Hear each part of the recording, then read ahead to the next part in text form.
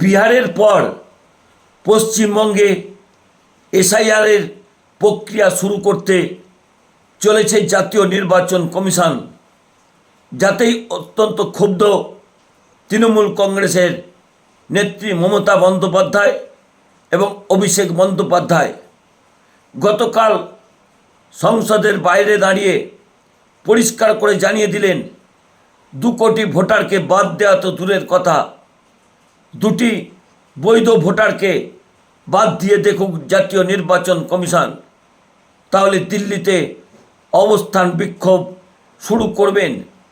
যেভাবে 100 দিনের কাজের টাকার দাবিতে দিল্লির উপকণ্ঠে আন্দোলন করেছেন, প্রয়োজনে এসআইআর যদি জোর করে চালু করার চেষ্টা করে জাতীয় নির্বাচন কমিশন, তাহলে দিল্লির উপকণ্ঠে তারাও রাজনৈতিক আন্দোলনের পাশাপাশি অবস্থান বিক্ষোভ শুরু করবেন।